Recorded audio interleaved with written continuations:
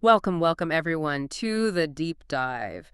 Today we're plunging into something that's, well, it's everywhere now, isn't it? Mindfulness and meditation. You see it on apps, in workplaces, and I think a lot of us are just curious, looking for maybe a bit more calm, a bit more focus in our, let's face it, pretty hectic lives. It's so true. And what's really fascinating, I think, is that this isn't just some new trend. These are practices with incredibly deep historical roots. We're talking centuries back. Yeah. And now, science is actually catching up, showing us the real measurable benefits. These techniques have genuinely transformed lives across all sorts of different times and places. Right. Okay, so let's unpack this then. Many people might think of mindfulness as just, being present, maybe not judging things. But for this deep dive, we really want to get beyond that surface idea. Our mission, really, is to explore what mindfulness truly means, trace its journey from, like, ancient wisdom to how it's used today, and look at how it's impacted some extraordinary people, historical figures, modern icons, and crucially, how it might impact you. So let's start right there. The core idea, being present without judgment. Where did that actually begin? How did it move from ancient practice to, well, modern science? Well, looking at the sources, the deep origins are definitely in Buddhist practice. But a really key figure was Dr. John Kabat-Zinn back in 1979. He's the one who really brought it into the medical world, into healthcare. How did he do that? He adapted it. He carefully took out the religious elements and created this secular method specifically aimed at stress reduction. That was a huge step, really bridging the gap to the West. Okay, so Kabat-Zinn opens the door, and then the science starts looking into it. What did they find? What are the actual effects? Yeah, and this is crucial. Modern neuroscience, it shows meditation isn't just about feeling calm. It actually measurably changes things in the brain. It helps stabilize the autonomic nervous system. That's the body's stress system, right? Fight or flight. Exactly. And it boosts your ability to concentrate, to focus, and also to be more resilient when things get tough. So it's not just relaxation, it's building mental strength, you could say. And I guess that scientific backing is why we're seeing it spread so much now. I mean, you mentioned big companies, Intel, Facebook, Nike. They're actually using mindfulness training. Absolutely. It's a huge endorsement. Right. They see it as a real tool for performance, for employee well-being. It's moved way beyond being just a niche thing. Okay, now, when people talk mindfulness, the word Zen often pops up. Yeah. How does Zen fit into this picture? Is it the same as meditation or? Good question. That's a key distinction. So Zen comes from the Sanskrit word dhyana. It means something like to unify the mind and pursue truth. It's a specific Buddhist discipline, really focused on cutting through distractions to reach enlightenment, to see reality clearly. Right, and our research mentioned it came to Japan from China during the Kamakura period, and it emphasizes kind of looking inward, getting back to your true nature. Yeah. There was a great analogy we found. General meditation might be like walking to get fit, but Zazen, which is Zen meditation, is like walking just for the sake of walking. Fitness might happen, but that's not the goal. That nails it. The practice is the purpose in Zazen. It's not about getting somewhere specific. And this whole philosophy, it really resonated, especially with the samurai in Japan. Yeah, that connection is fascinating. Definitely. So early Kamakura period, you get the Rinzai and Suchi schools arriving, and they emphasized rigorous Zazen. Concepts like Kyushin Tankai, a mind free from preconceived ideas, and Fudōshin, an unwavering, immovable mind, became super important. You can see why that would appeal to samurai living in such a volatile time, constant conflict, life or death stakes. Exactly. They needed absolute focus, efficiency of movement, and crucially, this detachment from outcomes, even from life itself. They had to be ready for death every single day. Nitobe put it so well in Bushido, the soul of Japan. He said Buddhism gave the samurai serene trust in fate, the ability to face the inevitable calmly. Yeah, that stoic composure and the idea that meditation helped transcend just words, getting to a deeper understanding. It gave them that mental armor. Okay, so let's talk about some of these figures, historical examples. Kaishū seems like a perfect place to start. A key samurai, politician, vital in the Meiji Restoration, especially that bloodless surrender of Edo. A pivotal figure. Yeah. And he was deeply into swordsmanship and Zazen in his youth. Practiced Zazen for about 4 years from age 20. He himself said, Zazen and swordsmanship became my foundation. And that Fujin, the unwavering mind, there's that incredible story about the assassin. Oh, yeah. Facing someone about to kill him, and he just calmly says, if you're going to strike, do it cleanly. I'll sit quietly and let you. Wow. That level of calm, it's just astonishing. Makes you think, doesn't it? How much of our own daily stress is just our reaction, not the thing itself. Absolutely. Then there's Saigō Takamori, another major Meiji Restoration leader. His motto, respect heaven, love people. And he practiced Zen, too, under a master called Muzen for over 10 years, from 17 to 28. The sources described his time in exile, 5 years, harsh conditions, basically, in a cell. And he got through it by sitting seiza, reading, and meditating. Incredible resilience. And he wrote poetry then, reflecting on life's uncertainty but his own unwavering commitment. It really connects to his famous saying, don't get down when people criticize you.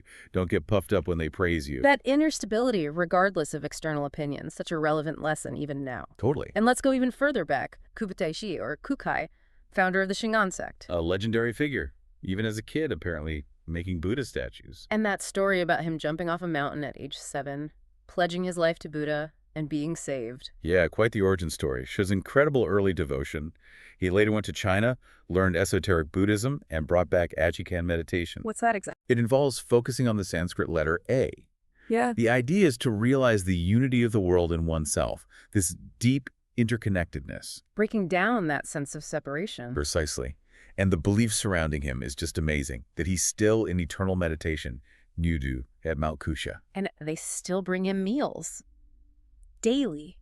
For almost 1,200 years. That's the tradition. And the story goes his body didn't change for 49 days after he, entered that state.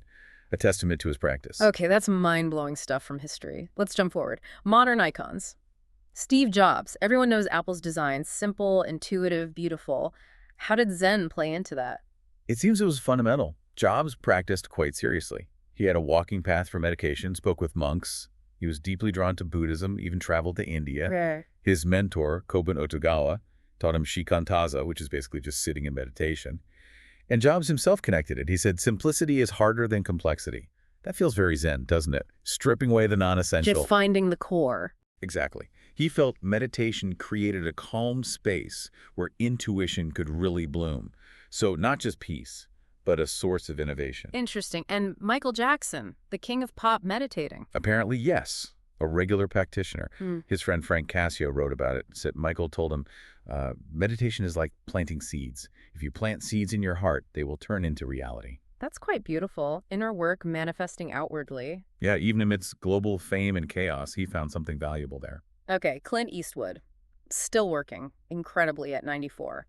And he's been practicing transcendental meditation, TM, daily for decades, since the 70s. That's right. Consistent practice for over 50 years. He said something like, through meditation, I can support myself with my own strength. That speaks volumes. And he supports using TM for veterans with PTSD. Yes, through Operation Warrior Awareness. Yeah. He sees its potential for healing trauma. Can you briefly explain TM? Sure. It's mantra-based. You silently repeat a specific mantra for about 15-20 minutes twice a day.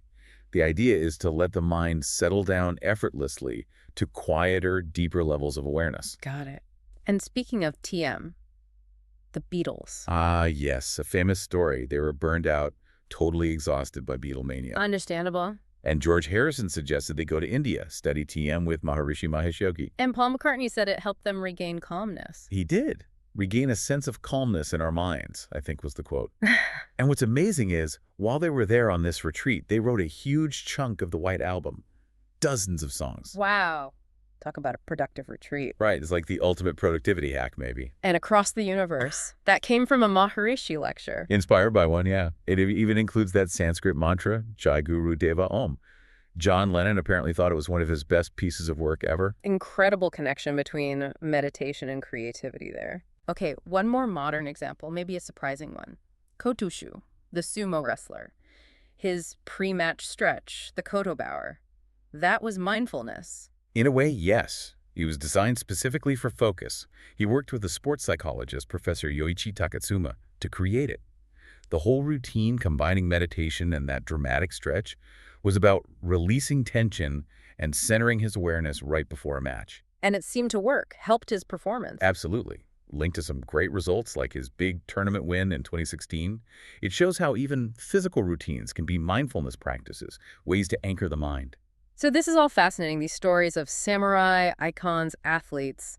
But what about for, the rest of us? For you listening? You don't need to be facing assassins or designing iPhones, right? Not at all. The core lesson is that simple daily mindfulness can be just as powerful in everyday life. It's about bringing that non-judgmental attention to simple things. Like what? Give us some easy ways in. Okay, mindful breathing. Just noticing your breath, anchoring yourself for a moment.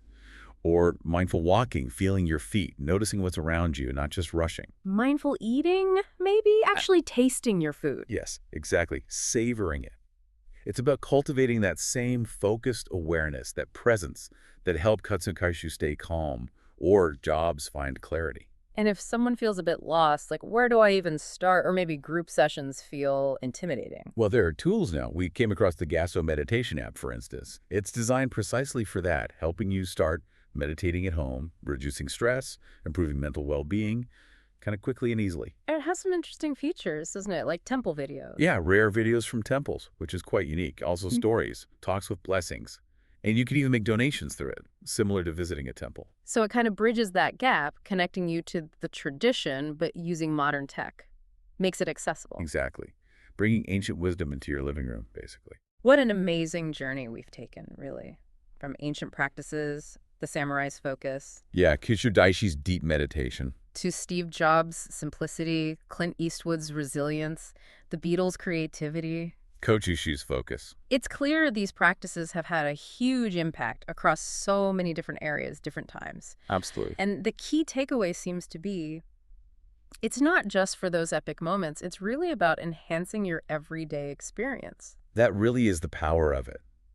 When you practice consistently, even a little bit, you start to notice things more. Subtle signals from your own mind, your body. It helps clear out the mental clutter, the distractions, and you start to recognize maybe more clearly what actually feels good to you, what you truly want. It brings a kind of clarity. Cutting through the noise. I like that. Yeah. So maybe a final thought for everyone listening.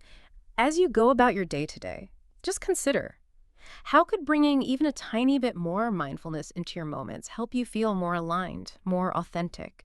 What's one small mindful thing you could try?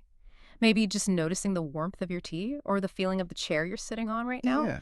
Think about how these stories, from samurai to rock stars, might shift how you look at your own daily hurdles. Maybe approaching them with a little more presence, a little more purpose.